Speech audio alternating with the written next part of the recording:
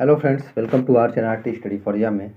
दोस्तों, आज का हमारा टॉपिक है यूपी ट्रिपल एस सी के लिए, UP triple S C video के लिए। ठीक है, क्वेश्चन दिया अप्रैल 2023 में सौराष्ट्र तमिल संगम का आयोजन कहाँ किया गया है। ठीक है ना, अप्रैल 2023 में सौराष्ट्र तमिल संगम का आयोजन कहाँ किया गया था। देखिए, किया गया है ये आपका गुजरात में किया गया है। ठीक है ना, ऑप्शन नंबर सी, गुजरात में सौराष्ट्र तमिल संगम का आयोजन किया गया है। ठीक है, चलिए इसके बारे में देखते हैं। देखिए, कब से स्टार्ट हुआ, तो इसका आयोजन स्थल जो है 17 से 26 अप्रैल 2023 तक आयोजित किया गया है। ठीक है ना, 17 से 26 अप्रैल तक। ठीक है, चलिए नेक्स्ट आगे बढ़ते हैं।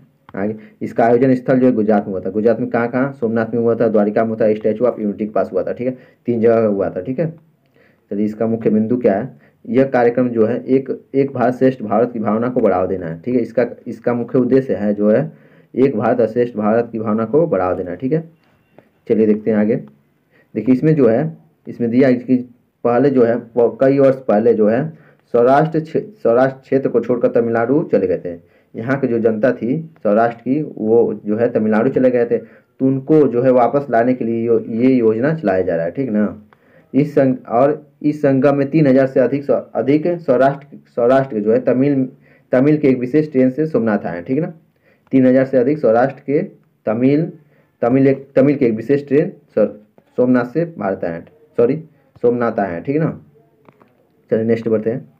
क्वेश्चन नंबर 2 है, अप्रैल 2023 में संगठन से समृद्धि। ठीक है, संगठन से समृद्धि किसी ग्रामीण महिला को पीछे नहीं छोड़ना की भावना किसके द्वारा शुभारंभ किया गया है। देखिए, तो ये दिया है संगठन से समृद्धि एक योजना है। ठीक है, इसमें जो कहा गया कि किसी ग्रामीण महिला को पीछे नहीं छोड़ना। ठीक है ना, ये एक अभियान है। ये किसने स्टार्ट किया, तो ये ऑप्शन नंबर बी हो जाता है आपका, दीनदयाल अंत्योदय योजना। दीनदयाल अंत्योदय योजना के तहत ये इस संकल्प से समृद्धि योजना चालू किया गया। ठीक है ना, चलिए आगे बढ़ते हैं। देखिए इसके बारे में, इसमें दिया संगठन से समृद्धि किसी ग्रामीण महिला को पीछे नहीं छोड़ना का अभियान का शुभारंभ जो है 18 अप्रैल 2023 को हुआ था। तो इसी डेट रख लीजिएगा आप याद।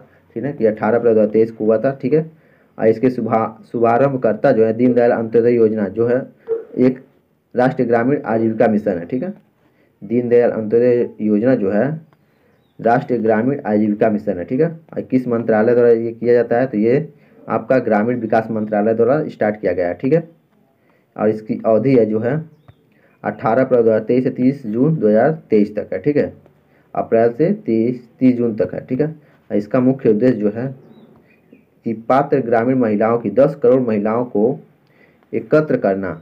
ठीक है, 10 करोड़ महिलाओं जो इसकी पात्र हैं उसमें से 10 करोड़ महिलाओं को एकत्र करना और कमजोर और सीमांत ग्रामीण परिवारों को स्वयं सहायता प्रदान करने का इसका मुख्य उद्देश्य है। ठीक है ना, चलिए नेक्स्ट बढ़ते हैं।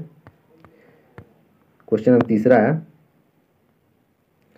अप्रैल 2023 में केंद्रीय गृह और सहकारिता मंत्री अमित शाह ने वाइब्रेट विलेज प्रोग्राम का शुभारंभ किया है। ठीक है ना, वाइब्रेट विलेज मिशन का शुभारंभ किया है। तो ये कहाँ किए हैं, तो ये ऑप्शन नंबर ए हो जाता है, किबिथु अरुणाचल प्रदेश में। ठीक है ना, वाइब्रेट विलेज मिशन। ठीक है, चलिए आगे बढ़ते हैं। इसके बारे में और थोड़ा सा देख लेते हैं। देखिए, इसका शुभारंभ जो 10 अप्रैल 2023 को होता है। इसके शुभारंभ करता है केंद्रीय गृह और सहकारिता मंत्री अमित शाह। ठीक है, और इसके शुभारंभ स्थल जो है किबिथु अरुणाचल प्रदेश। ठीक है, किबिथु जो है अरुणाचल प्रदेश का एक सीमावर्ती गाँव है। ठीक है, और इस योजना में जो खर्चा आया है 4800 करोड़। ठीक ना, इसमें जो व्यय हुआ है 4800 करोड़ की। ठीक है, इसका जो लक्ष्य है सीमावर्ती गांव में मूलभूत सुविधाओं को पहुंचाना। ठीक है, और रोजगार की व्यवस्था करके वहां से पलायन रोकना है, क्योंकि वहां के जो है वहां उस गांव से, किबिथु गांव से जो है लोग, वहां की जो जनता है वो उस गांव को छोड़ रहे हैं, इसलिए वहां पर रोजगार की व्यवस्था की जा रही है। ठीक है, और सीमावर्ती गाँव में मूलभूत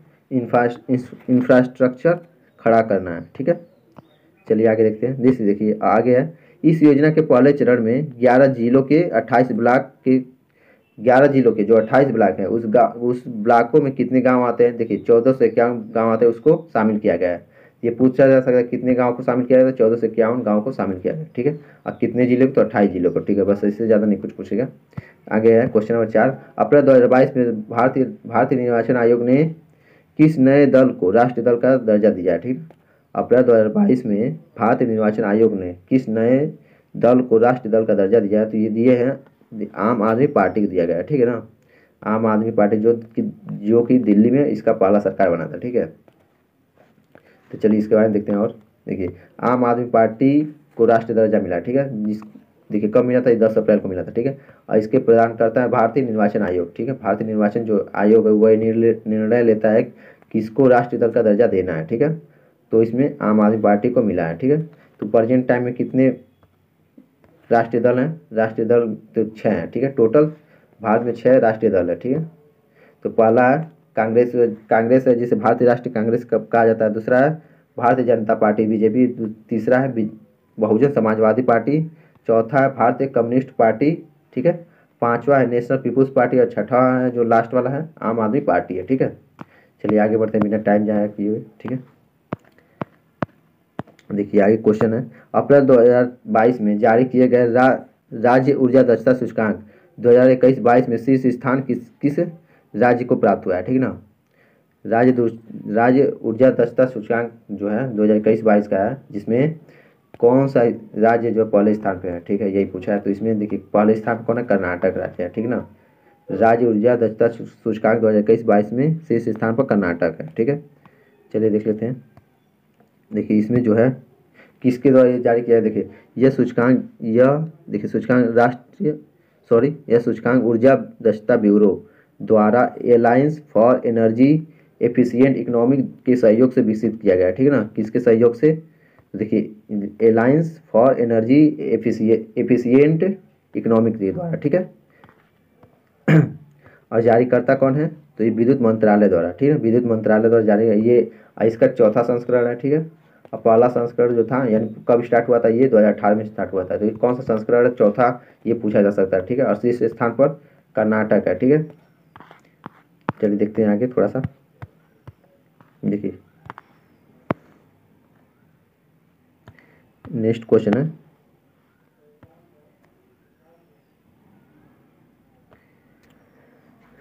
क्वेश्चन नंबर 6। अप्रैल 2023 में इंडिया जस्टिस रिपोर्ट, अप्रैल 2023 में इंडिया जस्टिस रिपोर्ट 2023 जारी किया गया, ठीक है ना। इंडिया जस्टिस रिपोर्ट 2023 जारी किया गया, जिसमें कि पूछा इस रिपोर्ट में बड़े राज्यों की श्रेणी में शीर्ष स्थान किस राज्य ने प्राप्त किया, ठीक है ना। इंडिया जस्टिस रिपोर्ट 2023 में बड़े राज्यों की श्रेणी में कौन राज्य है जो पहले स्थान प्राप्त किया, ठीक है। तो कौन है ये? इसमें भी कर्नाटक राज्य है जो है पहले स्थान प्राप्त किया, ठीक है। इंडिया जस्टिस रिपोर्ट में पहला स्थान जो है कर्नाटक राज्य का है, ठीक है। चलिए इसके बारे में देखते हैं। देखिए इस रिपोर्ट के माध्यम भारतीय राज्यों को न्याय तक उनकी पहुंच की दक्षता के अनुसार रैंक दिया गया, ठीक है। यानी किस कर्नाटक राज्य में न्याय तक मतलब न्याय इसमें मिला है, ठीक है ना। जिसको जैसे जो कोई FIR किया उसको टाइम टू टाइम उसको जस्टिस मिला है, ठीक है। इसके लिए ये जारी किया गया, ठीक है। तो देखिए जारीकर्ता कौन है? टाटा ट्रस्ट है, ठीक है। जारीकर्ता टाटा ट्रस्ट है। इसका कौन सा संस्करण? ये इस समय का ये तीसरा संस्करण है, ठीक है। चलिए आगे देखते हैं। देखिए और इसका स्टार्ट हुआ था, ये 2019 में स्टार्ट हुआ था, ठीक है। और इसमें संकेतों की संख्या जो है 102 है। ज़्यादा इसमें नहीं पूछेगा। तो देखिए इसमें ये पूछा जा सकता है बड़े और मध्यम आकार के राज्य, इसमें 18 राज्य को सम्मिलित किया गया है, ठीक है। और छोटे राज्यों में 7 राज्यों को, ठीक है। तो बड़े राज्यों में शीर्ष स्थान कर्नाटक का है, ठीक है। अब बड़े राज्यों में अंतिम स्थान उत्तर प्रदेश का, ठीक है। बड़े राज्यों में प्रथम स्थान पूछ सकता है तो कर्नाटक का है, और अंतिम स्थान पूछेगा तो उत्तर प्रदेश का, ठीक है। चलिए अब देखते हैं छोटे राज्यों में प्रथम स्थान सिक्किम को मिला है। छोटे राज्यों में प्रथम स्थान सिक्किम को और सबसे अंतिम में गोवा को, बस, ठीक है। चलिए आगे बढ़ते हैं। क्वेश्चन नंबर 7 है, मार्च 2023 में जारी नागालैंड विधानसभा चुनाव परिणामों में सबसे अधिक सीटें किस दल को मिली हैं, ठीक है। जो कि देखिए मार्च 2023 में विधानसभा चुनाव हुआ है, ठीक है। उसमें नागालैंड विधानसभा चुनाव परिणामों में सबसे अधिक किस पार्टी को सीटें मिली हैं? तो मिली है आपका नेशनल डेमोक्रेटिव प्रोग्रेसिव पार्टी को मिला है, यानी ऑप्शन नंबर ए को मिला है, ठीक है। देखिए चलिए इसमें देखिए, इसमें ज़्यादा नहीं देखना है, ठीक है। इसमें देखना है बस सीटें कितने हैं। तो नागालैंड विधानसभा में सीटों की संख्या जो है 60 है, ठीक है। चलिए आगे बढ़ते हैं। क्वेश्चन नंबर 8 है आपका। क्वेश्चन नंबर 8, मार्च 2023 में मेघालय राज्य में विधानसभा चुनाव परिणाम जारी किए। उसमें इस चुनाव में सबसे अधिक सीटों किस दल को प्राप्त है, ठीक है। इसमें भी वही पूछा गया कि इसमें किस दल को सबसे अधिक सीटें मिला है, ठीक है, मेघालय राज्य के विधानसभा चुनाव में, ठीक है। तो इसमें किसे मिले हैं, तो ये ऑप्शन नंबर सी आप नेशनल पीपुल्स पार्टी को सबसे अधिक सीटें मिली है, ठीक है। मेघालय में सबसे अधिक सीटें नेशनल पीपुल्स पार्टी को मिला है, ठीक है। तो यहाँ पर यहाँ की विधानसभा सीटों की संख्या जो है 60 है, ठीक है। नागालैंड में भी और मेघालय में भी विधानसभा सीटों की संख्या 60 है, ठीक है। चलिए नेक्स्ट बढ़ते हैं, क्वेश्चन नंबर 9 है, ठीक है। मार्च 2023 में नई दिल्ली में रायसीना डायलॉग का आयोजन किया गया, ठीक है। इस सम्मेलन में मुख्य अतिथि कौन थे, ठीक है। रायसीना डायलॉग जो नई दिल्ली में स्टार्ट हुआ है उसके मुख्य अतिथि कौन है, ठीक है ना। तो इस मुख्य अतिथि कौन थे, देखिए इसमें तो ऑप्शन नंबर आपका बी होता है, लिखा है देखिए जिया मेलोनी, ठीक है। देखिए मेलोनी है, ठीक है ना। कौन है ये जो है आपका इटली के प्रधानमंत्री है, ठीक है, मेलोनी साहब, ठीक है। मेलोनी जो है ये मुख्य अतिथि थे, ठीक है। चलिए और देखते हैं, देखिए इसका आयोजन स्थल क्या है, नई दिल्ली में हुआ था, ठीक है। और इसका संस्करण कौन है, ये 8वां संस्करण है, ठीक है। रायसीना डायलॉग का 8वां संस्करण स्टार्ट हुआ था 2016 में, ठीक है। और इसका जो है थीम है प्रोवोकेशन, अनसर्टेनिटी और टर्बुलेंस, ठीक है, यानी life time in the template, ठीक है। प्रोवोकेशन और अनसर्टेनिटी और टर्बुलेंस, ठीक है, ये उसका थीम है। इसके मुख्य अतिथि इटली के प्रधानमंत्री जिया मेलोनी है, ठीक है। चलिए क्वेश्चन नंबर 10 है, मार्च 2023 में त्रिपुरा विधानसभा के चुनाव परिणाम जारी किए गए, ठीक है। इस चुनाव सभा में भारतीय जनता पार्टी की कितने सीटें मिली है, ठीक है। देखिए त्रिपुरा में जो विधानसभा चुनाव हुआ है उसमें भारतीय जनता पार्टी को कितने सीटें मिली, तो देखिए कितने सीटें मिली, 32 सीटें मिली है, ठीक है। तो देखिए आगे बढ़, देखिए यहाँ के सीटों की संख्या जो है 60 है, 60 में से जो है बीजेपी को 32 सीटें मिली है, ठीक है। चलिए इसमें देखिए बीजेपी यानी भारतीय जनता पार्टी को 32 सीटें मिली हैं, ठीक है। उसके बाद टिपरा मोटा पार्टी जिसमें 13 दूसरे नंबर वही है, टिपरा मोटा पार्टी को, ठीक है। फिर कम्युनिस्ट पार्टी ऑफ इंडिया, इसको 11 सीटें मिली है, ठीक है। चलिए आगे बढ़ते हैं, देखिए इसमें दिया है 8 मार्च 2023 को भाजपा नेता मणिक साहा ने दूसरी बार त्रिपुरा के मुख्यमंत्री की शपथ ली, ठीक है। यानी त्रिपुरा के मुख्यमंत्री कौन बने हैं, तो मणिक साहा बने हैं, ठीक है। वो कितनी बार, तो दूसरी बार त्रिपुरा के मुख्यमंत्री बने हैं मणिक साहा, ठीक है। चलिए आगे बढ़ते हैं, क्वेश्चन नंबर 11 है, मार्च 2023 में उच्चतम न्यायालय द्वारा दिए गए निर्णयों के अनुसार मुख्य निर्वाचन आयुक्त एवं अन्य निर्वाचन आयुक्तों की नियुक्ति के लिए गठित समिति में कौन शामिल नहीं है, ठीक है, कौन शामिल नहीं होगा, सॉरी। दिया मार्च 2023 में उच्चतम न्यायालय द्वारा दिए गए निर्णय के अनुसार मुख्य निर्वाचन आयुक्त एवं अन्य निर्वाचन आयुक्त की नियुक्ति के लिए गठित समिति में कौन शामिल नहीं है, तो इस कौन सा गृह मंत्री जो है शामिल नहीं है, ठीक है। इस समिति में गृह मंत्री शामिल नहीं है, ठीक है। तो इसके बारे में थोड़ा सा एक नज़र डालते हैं, देखिए इसका जो है मुख्य निर्वाचन आयुक्त एवं अन्य निर्वाचन आयुक्तों की नियुक्ति संविधान के अनुच्छेद 324(2) के तहत की जाती है, ठीक है ना।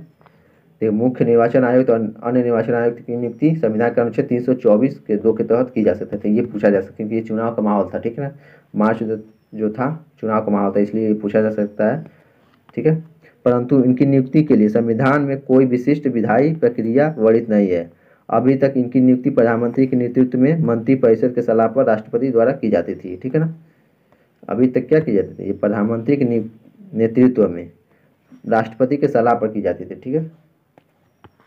देखिए इसका जो है निर्णय कौन करेगा, मुख्य चुनाव आयुक्त अन्य चुनाव आयुक्तों की निर्णय 3 सदस्यीय उच्च स्तरीय समिति की सिफारिश पर राष्ट्रपति द्वारा की जाएगी, ठीक है ना। तो ये मोस्ट इंपॉर्टेंट इसका जो है ये इसको आप लोग याद कर लीजिएगा कि मुख्य चुनाव आयुक्त अन्य चुनाव आयुक्तों की नियुक्ति जो है 3 सदस्यीय उच्च स्तरीय समिति के सिफारिश पर की जाएगी, वो कि राष्ट्रपति के सिफारिश पर, ठीक है। तो 3 स्तरीय सदस्यीय है, ठीक है ना, 3 सदस्यीय उच्च स्तरीय समिति की सिफारिश पर, ठीक है। देखिए इसमें कौन कौन शामिल रहेगा, इसमें कौन कौन शामिल होंगे, तो देखिए प्रधानमंत्री, लोकसभा में विपक्ष के नेता और भारत के मुख्य न्यायाधीश, तीन है जो ये शामिल होंगे, ठीक है। प्रधानमंत्री, लोकसभा के विपक्ष के नेता और मुख्य न्यायाधीश, ठीक है, ये तीनों शामिल होंगे। चलिए आगे, और देखिए संविधान पीठ के अध्यक्ष जो न्यायमूर्ति KM जोसेफ, ठीक है। चलिए इसमें और ज़्यादा नहीं पढ़ना है, तो आगे बढ़ते हैं। मार्च 2023 में प्रधानमंत्री नरेंद्र मोदी ने कहाँ पर विश्व के सबसे लंबे प्लेटफॉर्म का उद्घाटन किया है? मार्च 2023 में प्रधानमंत्री नरेंद्र मोदी ने विश्व के सबसे लंबे प्लेटफॉर्म का उद्घाटन कहाँ किया है? तो ये आप लोग किए हैं हुबली धारवाड़ में, ठीक है ना, ऑप्शन नंबर बी। इससे पहले कौन था सबसे लंबा? विश्व का सबसे लंबा प्लेटफॉर्म जो था आपका गोरखपुर था, ठीक है ना, उत्तर प्रदेश में जो पड़ता है। ये भी पूछा जा सकता है, ठीक है ना। तब इससे पहले कौन था? तो उत्तर प्रदेश में गोरखपुर जिला था, ठीक है, गोरखपुर रेलवे स्टेशन था। अब क्या हो गया? हुबली धारवाड़ हो गया, ठीक है। चलिए आगे बढ़ते हैं। देखिए, विश्व का सबसे लंबे प्लेटफॉर्म का उद्घाटन 12 मार्च को किया गया, ठीक है, जिसमें उद्घाटन करता नरेंद्र मोदी हैं। और उद्घाटन स्थल जो है हुबली धारवाड़ कर्नाटक है, ठीक है। और उस प्लेटफॉर्म का नाम है, देखिए आपका सिद्धरुद्धा स्वामी जी, ठीक है, सिद्धरुद्धा स्वामी जी हुबली स्टेशन, सिद्धरुद्धा स्वामी जी हुबली स्टेशन, ये पूछा जा सकता है स्टेशन का नाम, ठीक है। ये कर्नाटक में पड़ता है सिद्धरुद्धा स्वामी जी हुबली स्टेशन, ठीक है। इसकी जो लंबाई है 1507 मीटर है, ठीक है। चलिए आगे बढ़ते हैं। देखिए, इससे पहले जो गोरखपुर का था ये 1366.33 था, ये 1507 है, ठीक है। क्वेश्चन नंबर 13 है, जनवरी 2023 में भारत का पहला संविधान साक्षर जिला किसे घोषित किया गया? तो ये कोल्लम को, ठीक है, भारत का पहला संविधान साक्षर जिला, ये ऐसा क्वेश्चन है, ठीक है, ये पूछा जा सकता है, इंपॉर्टेंट है, इसको संविधान पॉलिटी में पूछा जा सकता है, ठीक है, ठीक है, कि भारत का पहला संविधान साक्षर जिला कौन है? तो कोल्लम है, ठीक है। देखिए, ये घोषणा करता है केरल के मुख्यमंत्री पिनराई विजयन ने ये घोषणा किया है, ठीक है, कि भारत का पहला संविधान साक्षर जिला जो है कोल्लम केरल में है, ठीक है। इसका देखिए, इसमें कौन द सिटीजन 2022 एक अभियान चलाया गया था, ठीक है, जिसका उद्देश्य जिलों को संवैधानिक रूप से साक्षर करना है, ठीक है ना। इसमें एक योजना चलाया गया था द सिटीजन 2022, ये पूछा जा सकता है कि सिटीजन 2022 के तहत सबसे साक्षर जिला जो है संविधान के, ठीक है, जो पूछा है भारत का पहला संविधान साक्षर जिला किस योजना के तहत? तो द सिटीजन 2022 अभियान के तहत, ठीक है, वो भी केरल में, ठीक है। नेक्स्ट है, जनवरी 2023 में देश का पहला पूर्ण डिजिटल बैंकिंग राज्य किसे घोषित किया गया है? ये केरल को घोषित किया गया, ठीक है, देश का पहला पूर्ण डिजिटल बैंकिंग राज्य केरल को घोषित किया गया, ठीक है। चलिए आगे बढ़ते हैं। क्वेश्चन नंबर 15 है, मार्च 2023 में यूरोपियन आयोग ने किस भारतीय उत्पादन को संरक्षित भौगोलिक संकेतन यानी पीजीआई का दर्जा प्रदान किया है, ठीक है, पीजीआई यानी जीआई टैग मिला है। किसे मिला है? देखिए, ऑप्शन नंबर बी आपका कांगड़ा चाय को मिला है, ठीक है ना। यूरोपियन आयोग ने किस भारतीय उत्पादन को संरक्षित भौगोलिक संकेतक का एक दर्जा दिया है? तो कांगड़ा चाय को दिया है, ठीक है। चलिए इसके बारे में देखते हैं। देखिए, प्रदान तिथि 22 मार्च को इसको कांगड़ा चाय को प्रदान किया गया, ठीक है, जीआई टैग, ठीक है। देखिए, दर्ज प्रदान करता जो है यूरोपियन आयोग द्वारा ये प्रदान किया गया, ठीक है। कौन है? तो कांगड़ा चाय, ठीक है, उत्पादक कांगड़ा चाय, ठीक है। इसके बारे में आगे देखते हैं। कांगड़ा चाय जो कांगड़ा चाय हिमाचल प्रदेश में के कांगड़ा जिले में उगाए जाते हैं, ठीक है। कहाँ उगाए जाते थे? हिमाचल प्रदेश में उगाए जाते हैं, ठीक है ना। और कांगड़ा चाय वर्ष 2005 में जीआई टैग प्रदान किया गया था, ठीक है। जीआई टैग जो है 2005 में प्रदान किया, और पीजीआई जो है ये इस समय 2023 में मिला है, ठीक है। क्वेश्चन नंबर 16 है, 31 मार्च 2023 को कुल कितने उत्पादों को जीआई टैग मिला है, ठीक है। देखिए, पीजीआई जो टैग है वो अलग है और जीआई टैग अलग है, ठीक है, मैं गलती से बोल दिया हूँ, ठीक है। तो देखिए, जीआई टैग कितने राज्यों को मिला है, कितने उत्पादों को मिला है? तो ये आपको मिला है 33 उत्पादों को मिला है, ठीक है। 31 मार्च 2023 को कुल कितने उत्पादों को जीआई टैग मिला? तो 33 उत्पादों को मिला है, ठीक है। चलिए देखते हैं कौन कौन सा है। देखिए, प्रदान करता है उद्योग संवर्धन और आंतरिक व्यापार विभाग, ठीक है, ये जो है प्रदान किया है, ठीक है। तो ये फिलहाल नहीं पूछेगा, इसमें पूछेगा कौन किस राज्य को मिला जीआई टैग, ठीक है। तो पढ़ लेते हैं इसके बारे में। देखिए, उत्तर प्रदेश में किसको किसको? तो बनारस की चाय, रामनगर भंटा किसे बोलते हैं? बैगन को बोलते हैं, ठीक है, ब्रिंजल को भंटा बोलते हैं। तो रामनगर का भंटा, बनारस चाय, बनारस का लंगड़ा आम, हाथरस का हींग और आदम चीनी चावल, अलीगढ़ का ताला, प्रतापगढ़ का आंवला और नगीना लकड़ी शिल्प, ठीक है।